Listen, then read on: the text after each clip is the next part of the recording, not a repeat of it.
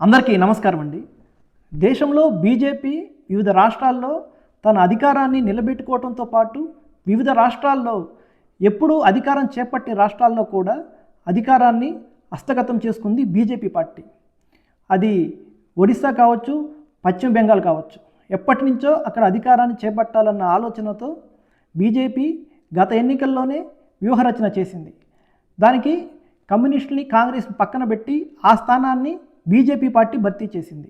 ఈ 2026 అసెంబ్లీ ఎన్నికల్లో ఏకంగా అధికారాన్ని హస్తగతం చేసుకుంది.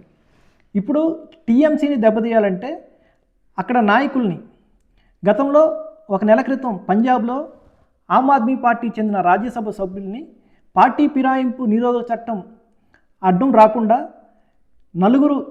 7 మంది ఎంపీలను బీజేపీ పార్టీలో విలీనం చేసుకున్నారు. ఇప్పుడు అదే పరిస్థితి తృణమూల్ కాంగ్రెస్కి వస్తుందా? బీజేపీ ఎంపీ చేసిన వ్యాఖ్యలు ఏమిటి?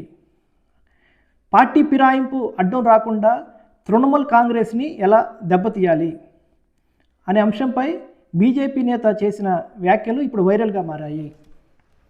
తృణమూల్ కాంగ్రెస్ చెందిన 20 మంది ఎంపీలు తమతో టచ్లో ఉన్నారని భాజపా ఎంపీ సౌమిత్రా ఖాన్ తెలిపారు. తమ పార్టీ అధిష్టానం అంగీకరిస్తే వారంతా భాజపాలో చేరుతారని, తృణమూల్ పార్టీ కథ ముగిసిపోతుందని మంగళవారం వెల్లడించారు. అయితే ఈ ప్రకటనను తృణమూల్ కాంగ్రెస్ తీవ్రంగా ఖండించింది. అవన్నీ బోగస్ అని కొట్టిపారేసింది. ప్రస్తుతం తృణమూల్కు 29 మంది లోక్సభ సభ్యులు ఉన్నారు. భాజపాకు 12 మంది ఉన్నారు.